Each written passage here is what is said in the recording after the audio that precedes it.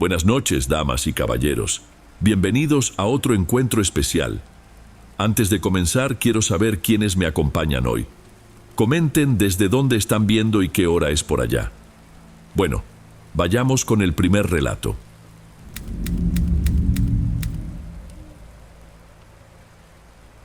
Buenas noches, Dom. Me llamo Adrián. En mi trabajo el final es una presencia diaria. Tiene sonido, tiene olor, incluso tiene un protocolo. Es una presencia constante que con el tiempo se convierte en una parte más de la rutina, como llenar un expediente clínico o revisar un acceso venoso. Para lo que nadie te prepara es para los finales que quedan abiertos, esos que no tienen un punto final, solo una ausencia que no desaparece. Para mí, esa ausencia tiene nombre: Cristina, mi hermana. Eso fue en 2022. Ya habían pasado 2 años desde que ella había partido, y la herida en nuestra familia, en lugar de mejorar, parecía empeorar en silencio. Especialmente entre mi madrastra Elena, la esposa de mi papá, y yo. Manejamos el luto de maneras muy diferentes. El mío era callado, rumiado en los turnos de 12 por 36 horas en el hospital. El de ella era práctico, eficiente, enfocado en resolver los pendientes burocráticos que la muerte de Cristina dejó, principalmente un inventario que se arrastraba a un ritmo que parecía no tener fin. Recuerdo haberme cruzado con ella en el pasillo del hospital unas semanas antes de que todo comenzara. No estaba ahí por mí. La frialdad en el hola que intercambiamos lo decía todo. Había una pared invisible entre nosotros que apareció el día del entierro de mi hermana. Fue en ese ambiente, en ese arrastrar de los días, que doña Elsa ingresó en nuestra ala. Una señora ya muy mayor, venida de otra ciudad para estar más cerca de su familia en este último tramo de la vida. El cuadro era el de siempre en estos casos. El cuerpo, cansado, se iba apagando poco a poco. Para el equipo, era una cama más que monitorear, un nombre más en la tablilla. Para mí, al principio, no era nada más que eso. Solo otra muerte que ya sabía que iba a ocurrir. Una de esas que yo ingenuamente creía entender. Con el paso de los días, doña Elsa se fue desvaneciendo. Interactuaba cada vez menos, con la mirada casi siempre perdida en algún punto del techo blanco y manchado de la habitación. Era un proceso triste, pero esperado. Su cuerpo estaba cesando sus actividades. Lo extraño comenzó de forma sutil, casi imperceptible. Primero fueron los susurros. Yo entraba al cuarto para ajustar el suero o medir la presión, y la encontraba murmurando con los labios apenas moviéndose. ¿Está todo bien, doña Elsa?, le preguntaba, inclinándome. ¿Necesita algo? Ella solo giraba la cara lentamente en mi dirección, con los ojos nublados, y el murmullo cesaba. Mi cabeza de enfermero intentaba de inmediato encontrar un diagnóstico. Era el avance de su condición. La confusión mental es un síntoma clásico. El cerebro, con menos oxígeno, comienza a jugar trucos. Yo mismo se lo expliqué a su hija, una mujer de mirada cansada que pasaba las tardes allí, tejiendo en un sillón. ¿Es normal que se ponga así, hablando sola?, me preguntó un día con voz baja. Sí, es normal, no se preocupe, lo llamamos delirio, es parte de su cuadro clínico, respondí, con la seguridad de quien repite un manual. Pero los susurros comenzaron a tomar forma. Una noche, durante la ronda, escuché con más claridad. No era un monólogo inconexo, parecía una conversación. Respondía a preguntas que nadie hacía, negaba con la cabeza a alguien que no estaba allí, en la esquina del cuarto. Me detuve en el umbral de la puerta, observando. No parecía asustada. Parecía simplemente ocupada. Y fue ahí que, por primera vez, otra idea que no era la mía, que no era la de los libros, comenzó a querer meterse en mi cabeza. La familia, al darse cuenta de que el tiempo se agotaba, decidió llamar a un padre. Fue todo muy discreto, un arreglo hecho para que recibiera la unción de los enfermos con privacidad. Yo ayudé a preparar el cuarto asegurando que tuvieran el espacio necesario. Para nosotros, en el hospital, es un procedimiento casi tan común como un alta. Es el último rito de paso, un punto final simbólico. Generalmente, después de eso, una calma extraña parece apoderarse del ambiente, una aceptación. Pero no fue lo que pasó con doña Elsa. Esa noche, cuando entré para la revisión de rutina, la encontré con los ojos muy abiertos, fijos en la puerta del pequeño baño de la habitación. Su agitación era diferente. No era física, sino una intensidad que emanaba de ella, una atención enfocada en algo que solo ella veía. Los murmullos habían parado. Ahora hablaba en frases cortas, pero nítidas. «¿Tienen sed?», dijo sin voltear a verme. La voz era débil, pero firme. «Nadie les trae agua». Mi primer instinto fue seguir el protocolo. Revisé el monitor. Saturación, latidos, presión, todo alterado, pero dentro de lo esperado para su estado. Intenté el enfoque de siempre. «¿Quién es doña Elsa? ¿Quiere un poco de agua?». Giró la cabeza hacia mí y por primera vez en días sus ojos parecieron tener foco, un foco aterrador. «No soy yo, mijo. Son ellos, los que se quedan esperando en el pasillo. Hay un hombre que no se quita de enfrente del elevador, una señora que solo mira por la ventana del último cuarto. Están atrapados aquí y están tristes, muy tristes». Sentí una incomodidad en la boca del estómago. No era miedo, todavía no.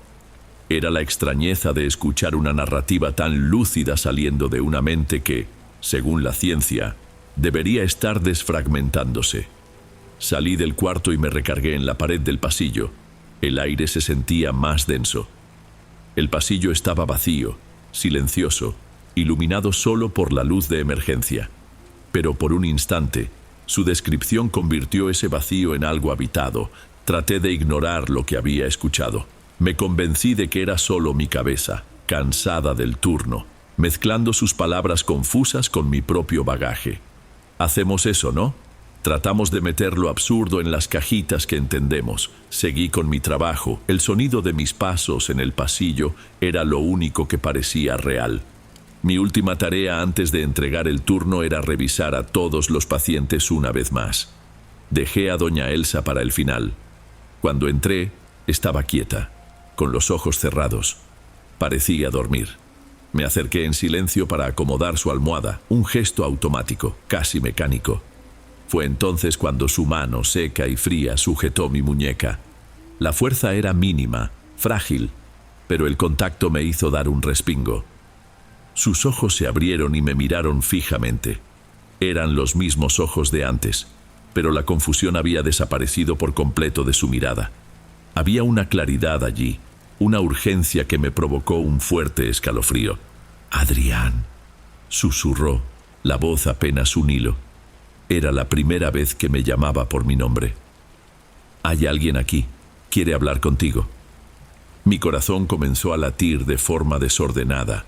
No podía moverme, atrapado por su toque frágil y por aquella mirada lúcida. «Es Cristina». Me quedé sin aire. Su nombre, dicho allí, en ese cuarto esterilizado, por esa mujer que no sabía nada de mi vida, fue como un golpe. Se me hizo un nudo en la garganta. Doña Elsa continuó con la voz apresurada, como si tuviera miedo de perder la conexión. «Dice que lo lamenta. Lamenta mucho haberse ido de esa manera, sin despedirse bien». Cada palabra era una puñalada.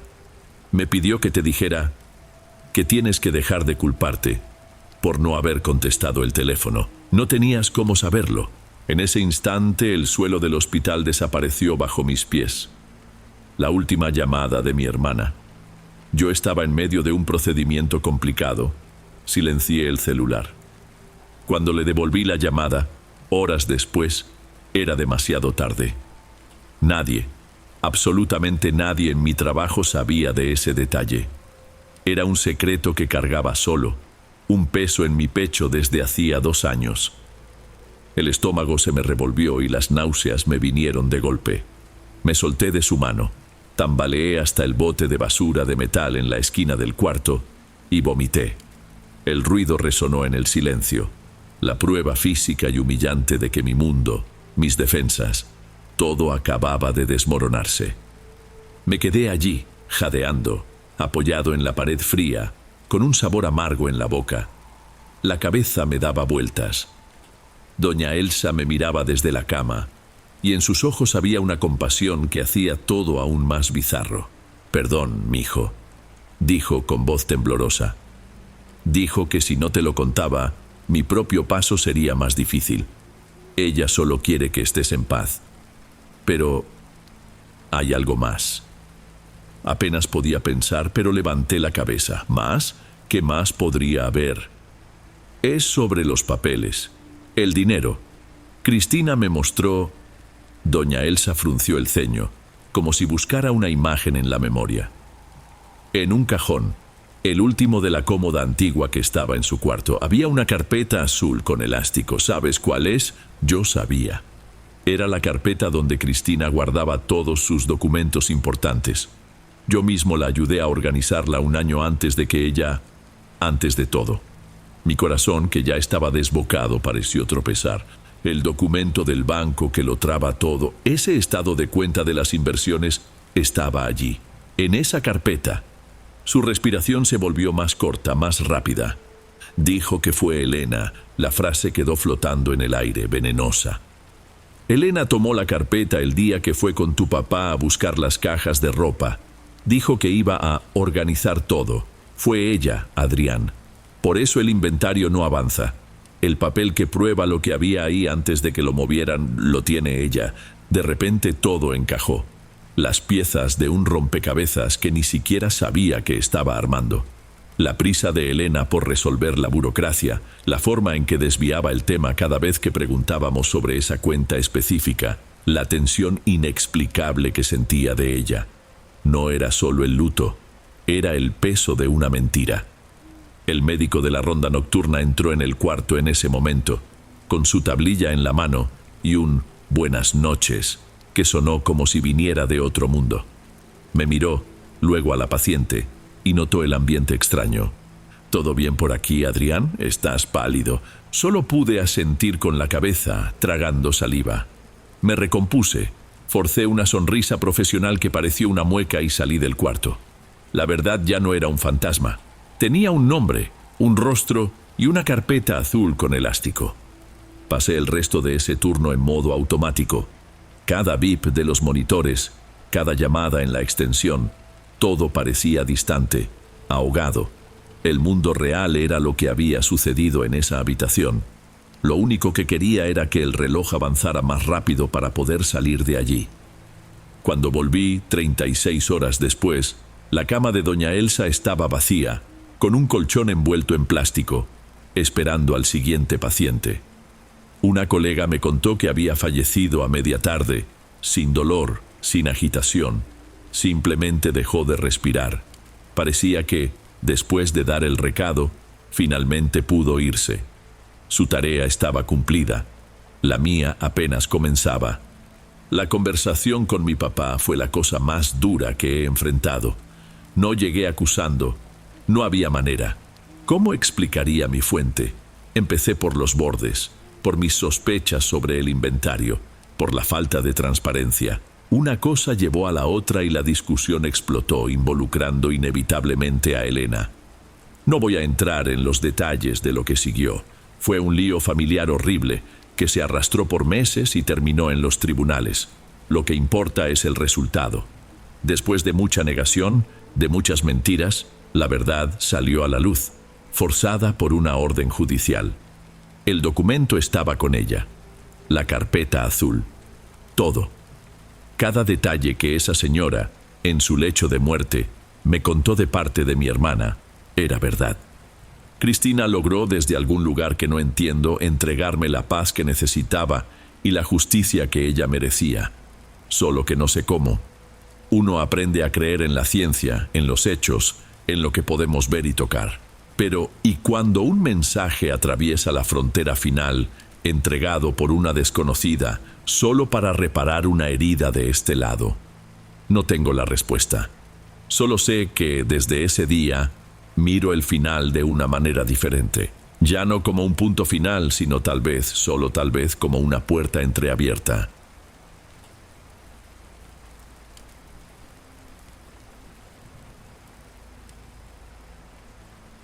Antes de pasar al siguiente relato, asegúrate de estar suscrito al canal y de haber activado la campanita para recibir las próximas historias.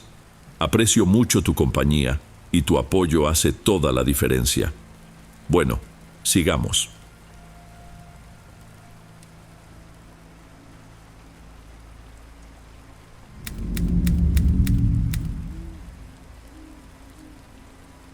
A mi abuela paterna nunca le gustó sonreír.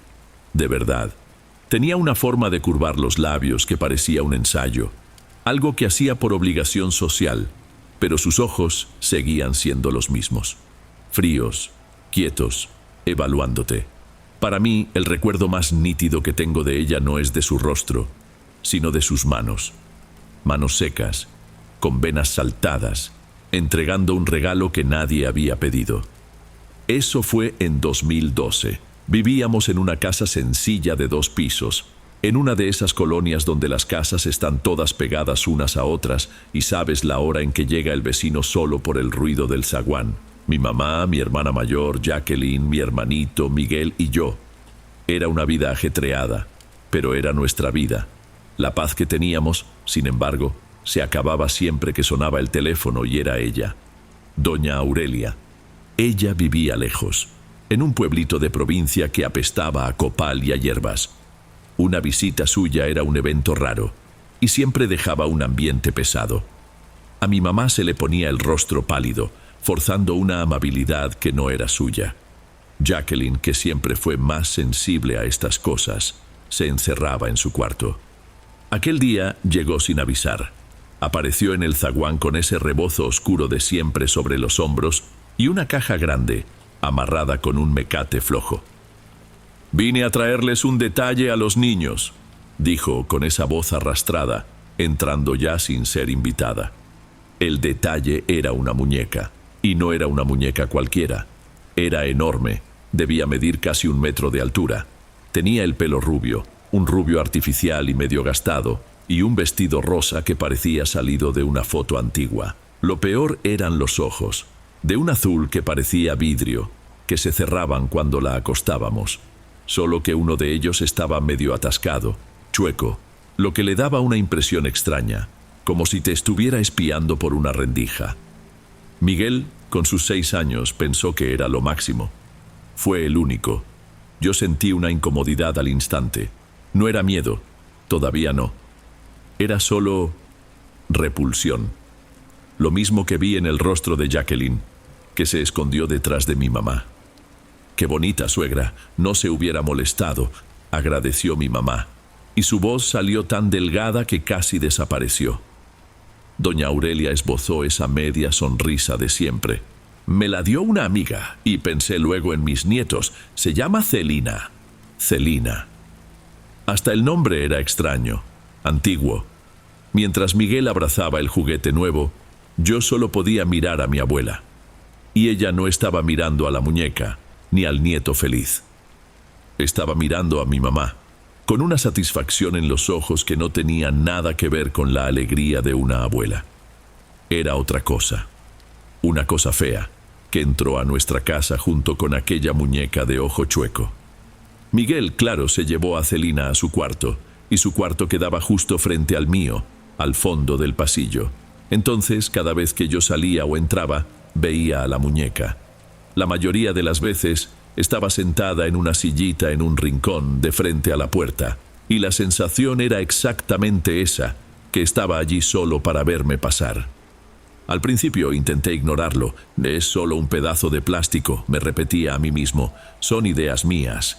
Pero uno sabe cuando no lo son, sabe cuando la presencia de un objeto empieza a cambiar el ambiente del lugar. El pasillo de nuestra casa, que siempre fue solo un pasillo, parecía más largo, más oscuro. Empecé a oír cosas, ruidos muy discretos, casi insignificantes. A veces, a mitad de la noche, oía un sonido que parecía como si arrastraran tela, viniendo del cuarto de mi hermano. La primera vez, pensé que era Miguel moviéndose en la cama. La segunda, me pareció extraño. A la tercera, ya me ponía tenso bajo las cobijas. Un día llegué de la calle y al pasar por el pasillo miré hacia adentro de su cuarto, que tenía la puerta entreabierta. Celina estaba ahí, en la misma silla, pero su cabeza estaba girada hacia un lado, en mi dirección. El ojo chueco parecía mirarme directamente. Sentí algo feo en el estómago. Podía ser Miguel, claro. Él jugaba con ella. Pero él estaba en la escuela y mi mamá había salido al mercado. Solo estábamos Jacqueline y yo en casa. Entré al cuarto de ella y cerré la puerta sin hacer ruido. Estaba leyendo y levantó la mirada. «¿Qué pasa?», preguntó bajito.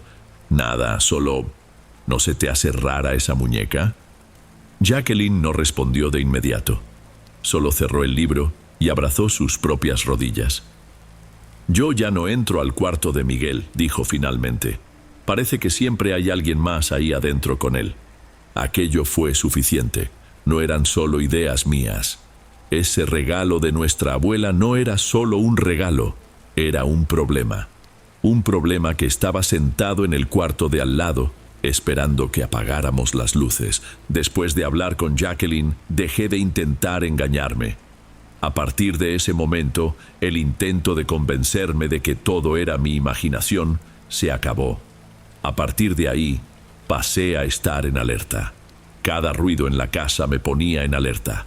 Empecé a prestar atención a todo. Pasó una semana en ese ambiente extraño.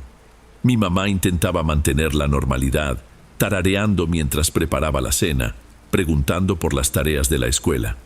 Pero hasta ella parecía moverse con más cuidado, mirando por encima del hombro de vez en cuando. La confirmación de que no nos estábamos volviendo locos llegó un martes por la noche.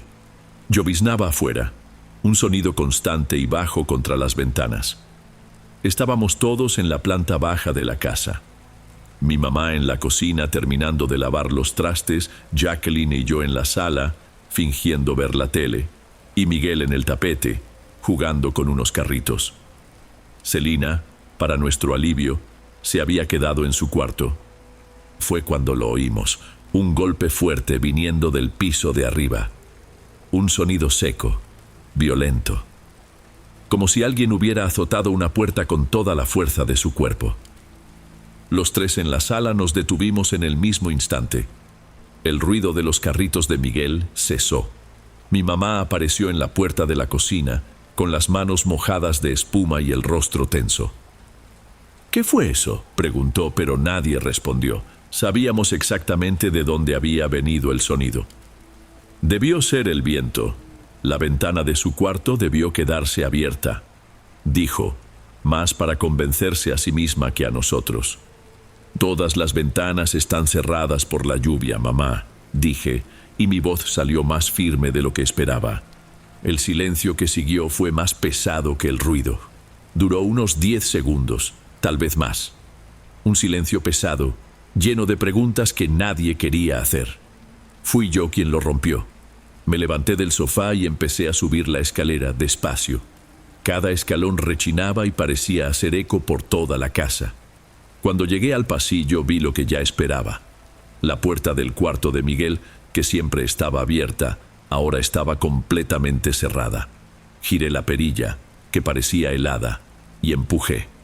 El cuarto estaba en silencio, vacío. La ventana, como dije, estaba cerrada. No había señal de viento. En el rincón, sentada en su sillita de plástico, Celina nos observaba llegar. Su cabeza, que antes estaba girada hacia mí en el pasillo, ahora estaba recta, mirando justo al frente, como si acabara de enderezarse para recibirnos. Después del portazo, la casa se sumergió en un silencio tenso por días. Nadie tocaba el tema, pero el miedo era algo casi sólido entre nosotros.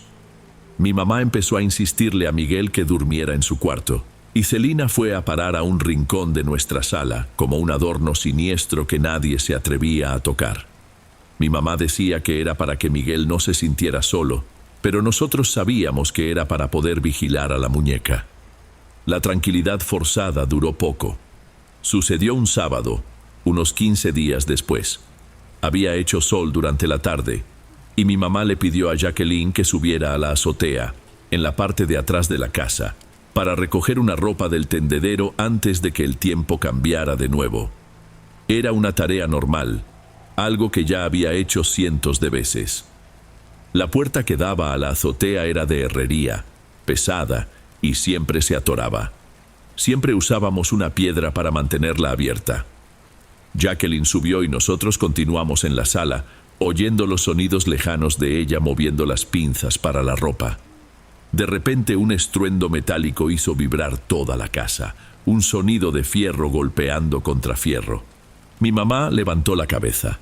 ¿Y eso? Entonces oímos la voz de Jacqueline medio ahogada. «Mamá, Ezequiel, se atoró la puerta». Mi mamá suspiró pensando que era solo la puerta atascada de nuevo. «Ya voy, hija», gritó de vuelta levantándose sin prisa. Pero entonces los golpes en la puerta de herrería comenzaron. Eran fuertes, desesperados. «Apúrense, abran, ¿quién está ahí?» Mi mamá y yo nos miramos. Miguel, que estaba en el sofá, dejó de jugar. El tono de Jacqueline no era de irritación, era de pánico. Empezamos a subir la escalera corriendo. A medio camino, su voz cambió. «¿Quién está ahí? Miguel, ¿eres tú? Deja de jugar». Nos detuvimos en el pasillo, confundidos. Miguel estaba a nuestro lado, agarrado de la pierna de mi mamá, mirándonos con los ojos muy abiertos. Desde afuera, la voz de Jacqueline se volvió fina, un hilo de sonido. «No es gracioso, para...». Luego, un silencio total. 1, 2, 3 segundos. Y enseguida, un grito. No fue un grito de susto. Fue un grito de pavor, un sonido que nunca más voy a olvidar, seguido por otro ruido, un golpe sordo, venido del lado de fuera de la casa. Corrimos a la ventana del cuarto de mis papás, que daba al patio del vecino, y la vimos. Jacqueline estaba caída en el suelo de cemento, cerca de la barda. Había saltado desde nuestra azotea, una altura de casi 3 metros. Estaba encogida, llorando y temblando, con el brazo en una posición extraña. Bajamos en una confusión de gritos y tropiezos. Mi mamá saltó la barda baja que nos separaba del vecino y corrió a ayudarla. Fue solo mucho tiempo después, en el hospital, con el brazo roto y sedada, que pudo contar lo que pasó. Dijo que después de golpear la puerta oyó una risita del otro lado, una risita de niña. Se agachó para espiar por la rendija que había entre la puerta y el suelo, para ver si era algún niño de la vecindad. Y lo vio. No eran los pies de una persona, eran los piecitos de plástico de Celina, con sus zapatitos blancos percudidos, balanceándose de un lado a otro, a un ritmo juguetón, como si la muñeca se estuviera divirtiendo por haber logrado encerrarla afuera. Volver del hospital a casa fue una de las cosas más extrañas que he vivido. El yeso en el brazo de Jacqueline era la prueba de la locura que nos estaba pasando. Pasó todo el camino callada, dopada por el medicamento, con la mirada perdida en la ventana. Mi mamá manejaba con una concentración feroz, los nudillos blancos en el volante, como si el simple acto de llevarnos a casa exigiera toda la fuerza que aún le quedaba. Nadie dijo nada cuando entramos. La casa estaba silenciosa, pero no era un silencio de paz, era el silencio de un lugar invadido. Y lo primero que vi, sentada en el rincón de la sala, como si hubiera ganado, fue a Celina. En ese momento el miedo que sentía dio paso a algo diferente, una rabia distinta. Miré a mi hermana, con el rostro pálido y el brazo roto, y luego miré a ese pedazo de plástico con el ojo chueco, y una certeza se formó dentro de mí. Aquello no iba a pasar una noche más bajo el mismo techo que nosotros. «Se acabó», dije, y el sonido de mi propia voz me sorprendió. Mi mamá se volteó a verme. «Ezequiel, por favor, ahora no». «Ahora sí», dije caminando hacia la muñeca. Ya se acabó la payasada. Tomé a Celina por el brazo. El plástico era duro, helado. Era más pesada de lo que parecía. La arrastré hacia afuera, por la parte de atrás, hasta la pequeña área de servicio de cemento que llamábamos patio trasero. Mi mamá me siguió dudando. «¿Qué vas a hacer, hijo? Cuidado». No respondí. Mi única idea era tomar el martillo de mi papá y romper esa cosa en tantos pedazos que no quedara nada para atormentar a nadie. Pero cuando la arrojé al suelo, oí un sonido. Un traqueteo bajo viniendo de adentro de ella. No era un sonido de pieza suelta. Era diferente. La rabia dio paso a una curiosidad extraña. Volví a entrar. Tomé un cuchillo grande de cocina del cajón y regresé. Mi mamá retrocedió un paso, con los ojos llenos de pavor. Me arrodillé en el suelo. La primera puñalada en el pecho del vestido rosa fue difícil. El plástico era grueso, pero después de que apareció el primer corte, fue más fácil. Fui cortando alrededor, abriendo el torso de la muñeca como si estuviera haciendo una cirugía. El olor a plástico viejo y polvo subió con fuerza. Adentro había un fajo de estopa amarillenta, ese relleno barato de juguete. Hundí la mano en aquello, sintiendo la textura áspera, buscando el origen del ruido. Y entonces lo sentí. Algo pequeño, suave y al mismo tiempo firme. Lo saqué. No era una pieza, no era nada de fábrica. Era un pequeño mechón de cabello. Un cabello oscuro, ondulado, exactamente como el de mi mamá. Estaba atado con un listón negro, delgado y grasoso, en un nudo apretado. Me quedé ahí, arrodillado en el cemento frío, mirando aquello en la palma de mi mano. El brazo de Jacqueline, la puerta azotada, las risitas, la expresión de mi abuela. Todo cobró sentido de una manera horrible. Recordé cómo ella nunca perdonó a mi mamá por, según ella, haberle robado a su hijo preferido. En ese instante, la imagen se volvió clara como el día. Aquello no era un regalo, era brujería, un trabajo hecho y entregado en mano con una media sonrisa en el rostro. El objetivo nunca fue Jacqueline, ni yo, ni Miguel. El objetivo era mi mamá. La muñeca era solo el canal. La maldad venía de mucho más cerca. Le mostré el mechón de cabello a mi mamá. No lloró, ni gritó. Simplemente miró aquello en mi mano y todo el aire pareció salírsele del cuerpo. Su rostro envejeció 10 años en ese segundo. Era la confirmación de un miedo que debió cargar toda la vida, un miedo que ahora tenía nombre y forma. Esa misma noche hicimos una fogata en el patio con periódico viejo y alcohol. Rompimos a Celina en todos los pedazos posibles y los arrojamos al fuego, uno por uno. El plástico se derretía y soltaba un humo negro apestoso. Al final arrojé el mechón de cabello amarrado. Tronó y desapareció entre las llamas. Nos quedamos los tres ahí, yo, mi mamá y Jacqueline, viendo el fuego consumir aquella pesadilla hasta que no quedó nada más que cenizas. Pocos meses después, nos mudamos. Nos fuimos a otra ciudad, un lugar donde no conocíamos a nadie. Mi papá, que trabajaba viajando y poco participó en todo esto, volvió a casa y nos encontró completamente trastornados. Él nunca dijo si creyó en toda la historia, pero el terror en los ojos de mi mamá y la cicatriz en el brazo de Jacqueline fueron suficientes. Sin hacer preguntas, estuvo de acuerdo en que era lo mejor. Cortamos todo contacto con mi abuela. Para todos los efectos dejó de existir. Durante años la vida fue normal. Nunca más hablamos sobre Celina. El brazo de Jacqueline sanó, pero le quedó una cicatriz delgada, un recuerdo silencioso. La paz volvió, o algo parecido. Nos convencimos de que, al quemar la muñeca, habíamos quemado la maldición junto con ella, que habíamos escapado. Pero uno no escapa de un vínculo de sangre. Esto que voy a contar ahora pasó el año pasado. Estábamos en la cocina de nuestra casa nueva. Yo, ya un hombre hecho y derecho, y mi mamá, ya con sus primeras canas. Estaba de espaldas a mí, guardando unas compras, y tarareaba en voz baja una melodía. Una canción de cuna, antigua, con un ritmo extraño, arrastrado. La reconocí al instante. Era la misma melodía que doña Aurelia susurraba para sí misma cuando creía que nadie la estaba oyendo. ¿Qué canción es esa, mamá?, pregunté, tratando de sonar casual. Ella dejó lo que estaba haciendo y se volteó a verme. Su mirada era de pura confusión. ¿Canción? No estoy cantando nada, hijo. Sonrió, una sonrisa genuina, y se volteó de nuevo hacia la alacena. Y en el silencio que siguió, la oí de nuevo. La melodía continuó por 1 o 2 segundos más, bajita, viniendo del aire, del lugar donde ella estaba, y después se desvaneció.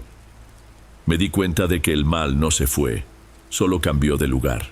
Y no sé qué es peor, tener una muñeca maldita atormentándote o saber que la maldición, ahora, vive dentro de la persona que más amas en el mundo.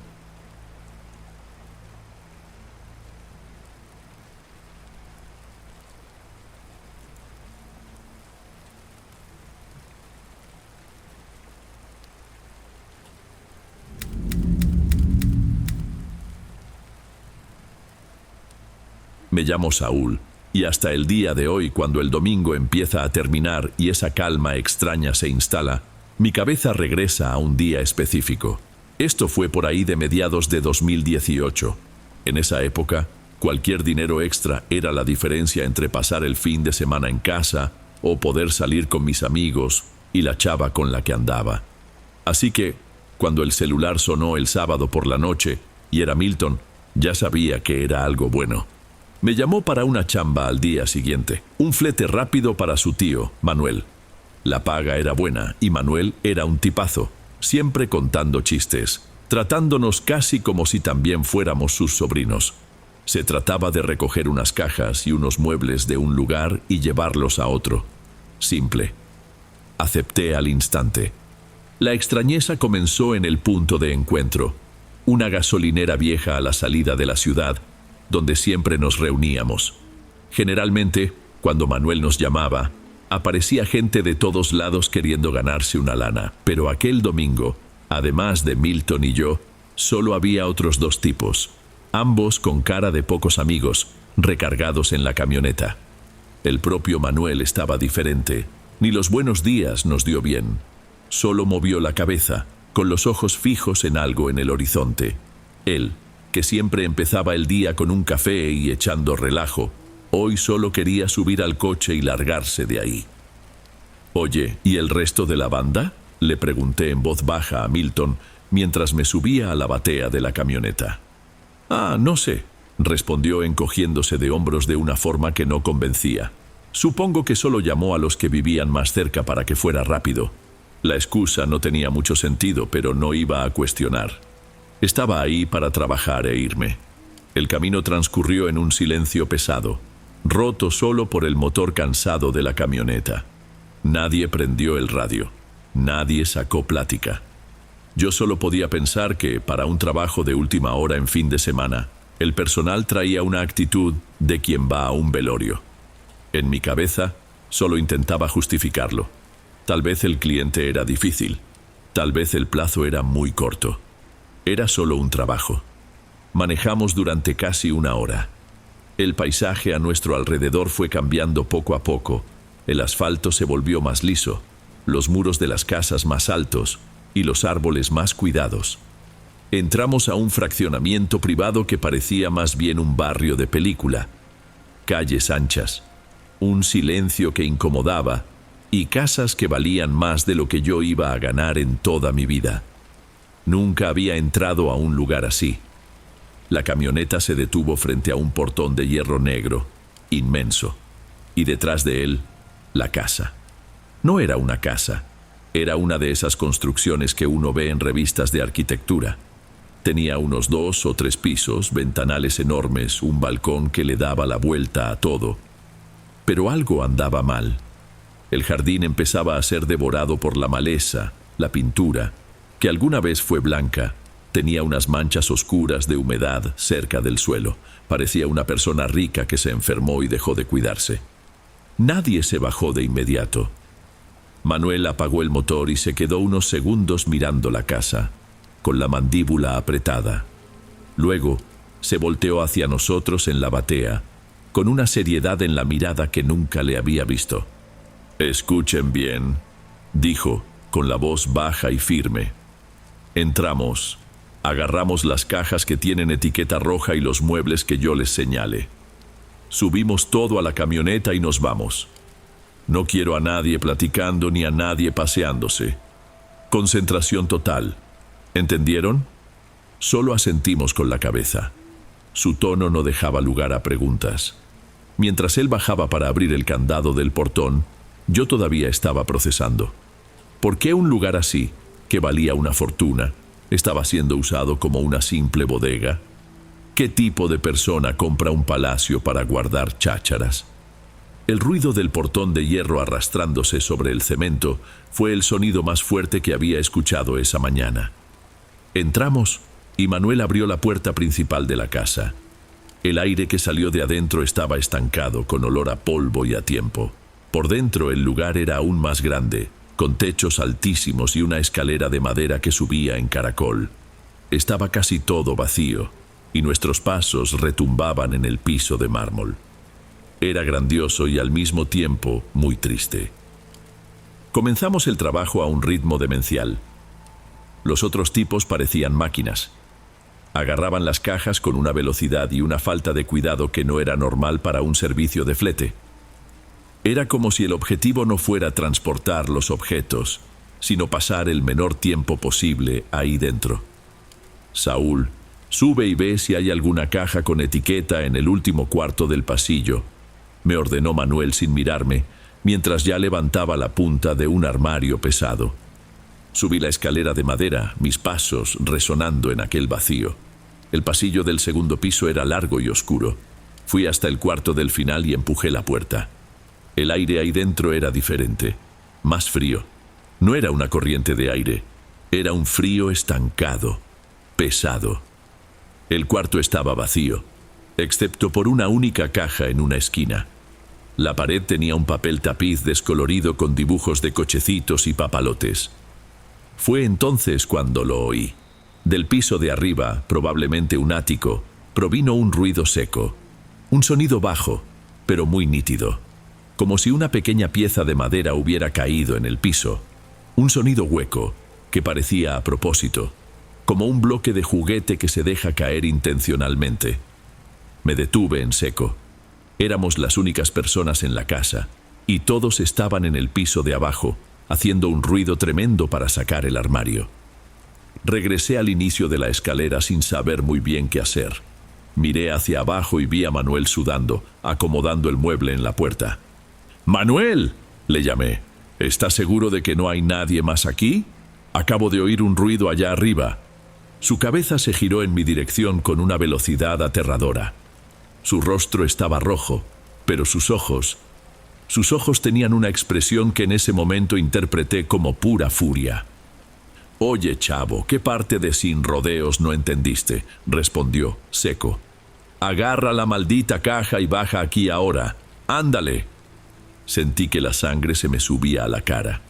Me quedé sin reacción ante su respuesta. Para mí, me estaba acusando de hacerme güey, de inventar pretextos para no trabajar. Volví al cuarto, tomé la caja, que ni siquiera pesaba, y bajé las escaleras prácticamente corriendo, pasando a su lado sin mirarlo. Decidí que no volvería a abrir la boca hasta que ese trabajo terminara. Los siguientes 20 minutos fueron un borrón. Nadie dijo nada más, solo nos comunicábamos con señas. Apuntaban a una caja, yo la tomaba y la llevaba a la camioneta, todo a un ritmo frenético. Estaba enojado, sintiéndome como un idiota, así que solo me puse en modo automático e hice mi parte. Cargamos todo en un tiempo que, viéndolo en retrospectiva, parece imposible. En cuanto el último estante de metal fue colocado en la batea, Manuel ni siquiera hizo la revisión de siempre. Cerró la puerta trasera de la camioneta con una fuerza que hizo un estruendo y prácticamente gritó: «¡Listo, vámonos todos adentro!». Nadie cuestionó. Los dos tipos saltaron a la cabina y yo me subí a la batea con Milton. Manuel arrancó y rechinó llanta en el asfalto del fraccionamiento para salir de ahí. Miré hacia atrás y vi la casa grande y silenciosa haciéndose pequeña, hasta desaparecer de vista cuando dimos la vuelta en la esquina. El momento exacto en que pasamos por el portón principal del fraccionamiento fue como si alguien hubiera accionado un interruptor. Uno de los tipos en la cabina soltó una carcajada como si le faltara el aire. Milton, a mi lado, soltó el aire de sus pulmones con un largo silbido, como si hubiera estado conteniendo la respiración todo el tiempo. Se frotó la cara y me sonrió, una sonrisa de alivio. «Ya estuvo», dijo. Desde dentro de la cabina oí el sonido del radio encendiéndose. tocando una cumbia que estaba de moda. Pronto, la voz de Manuel y de los otros dos se mezcló con la música, hablando de fútbol, de lo que iban a comer. El ambiente cambió por completo, de una manera que mi cerebro no podía procesar. Y yo ahí, en medio de esa alegría repentina, seguía con la misma sensación extraña en el estómago. El enojo por el regaño, la confusión por el ritmo loco y, ahora, una incomodidad por ser el único que no entendía el motivo de la fiesta. Para mí solo había sido un trabajo estresante con un jefe en un pésimo día. Para ellos, parecía que acababan de sobrevivir a algo. La segunda bodega era una normal, en una zona industrial fea. Descargamos todo con la mayor calma del mundo. Manuel incluso vino a hablar conmigo.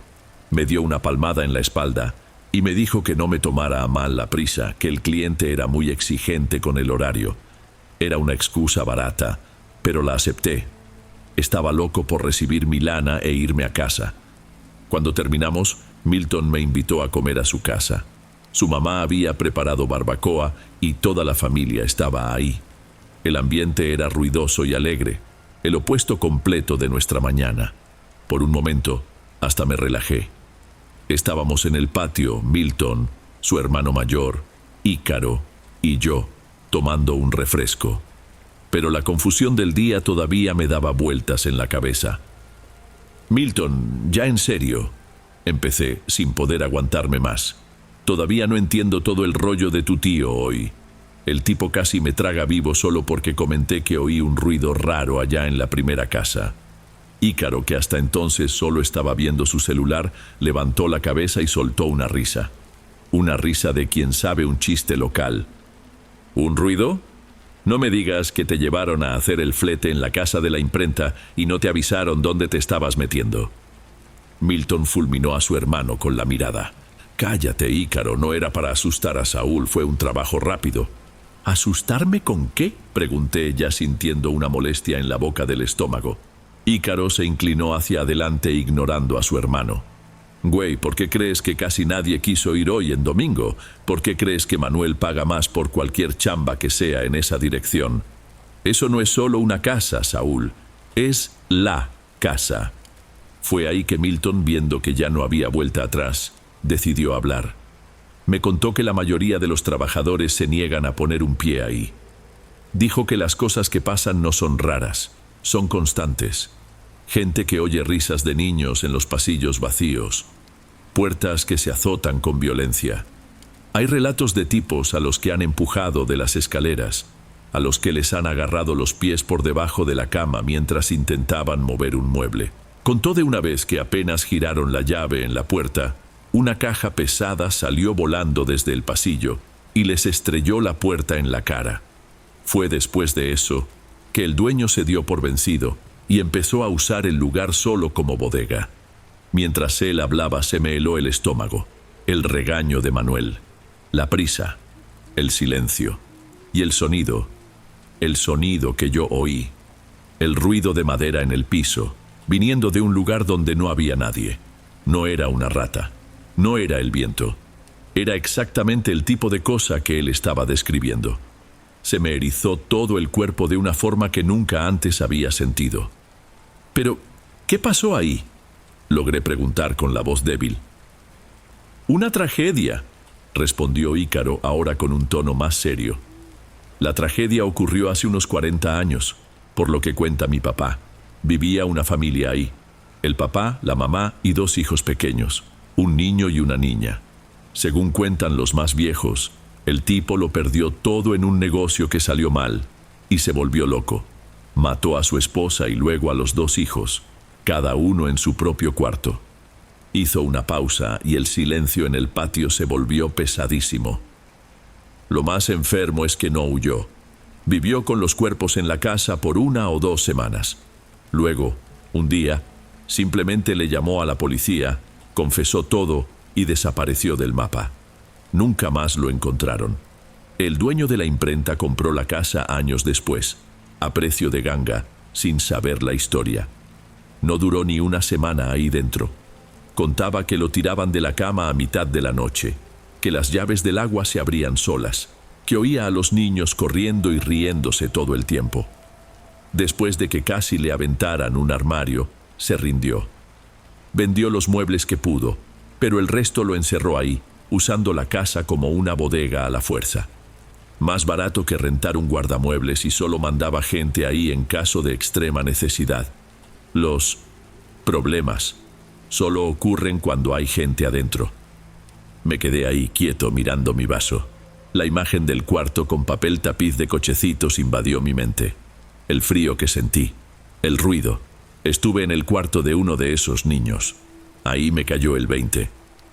El regaño de Manuel no fue enojo, fue pánico. No estaba molesto porque yo estuviera perdiendo el tiempo. Estaba aterrorizado porque yo había escuchado algo y quería sacarme de ahí lo más rápido posible. Seguí sentado ahí, pero ya no escuchaba nada de la conversación. El ruido de la familia de Milton, la música, todo había sido reemplazado por un zumbido bajo dentro de mi cabeza. Agradecí la comida, inventé cualquier excusa sobre un compromiso y me fui. Solo necesitaba estar solo. En el camión, de regreso a casa, cada detalle de ese día se repetía en mi mente, pero ahora en orden, con las piezas encajando. La falta de gente para el trabajo, las caras serias, la prisa, el cambio de humor repentino. Sentí una vergüenza inmensa por el coraje que sentí con Manuel. El hombre no estaba siendo un jefe gandalla. Estaba aterrado, intentando proteger a un chavo que no sabía nada y que no tenía idea del riesgo que estaba corriendo. Y el sonido, esa era la peor parte. Aquel ruido seco, de madera, que yo había racionalizado como cualquier otra cosa. Ahora, en mi memoria, era nítido, claro y sobre todo, intencional. No fue un ruido aleatorio. Fue una respuesta a mi presencia. Algo en ese cuarto de niño, en esa habitación helada, supo que yo estaba ahí y se manifestó. Un contacto. Tuve un contacto directo con lo que sea que atormenta esa casa, y mi única reacción en el momento fue irritarme por un regaño. Seguí haciendo chambas con Manuel por un buen tiempo más, necesitaba la lana, pero nunca más volví a esa dirección.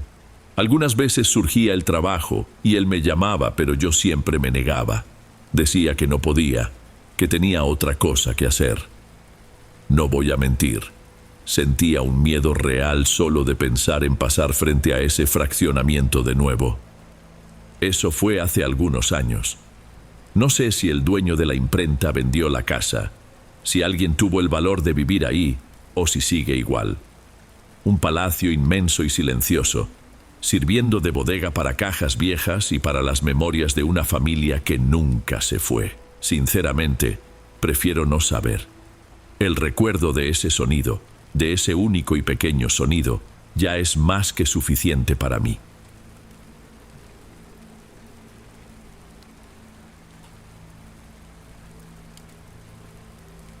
Bueno, amigos, estos fueron los relatos de hoy. Espero de corazón que les hayan gustado. Subo nuevos videos todos los días y me dará mucho gusto verlos en los próximos. Ahora en la pantalla les dejo otros 2 buenos videos que seguro les encantarán. Un abrazo de Dom y nos vemos por allá.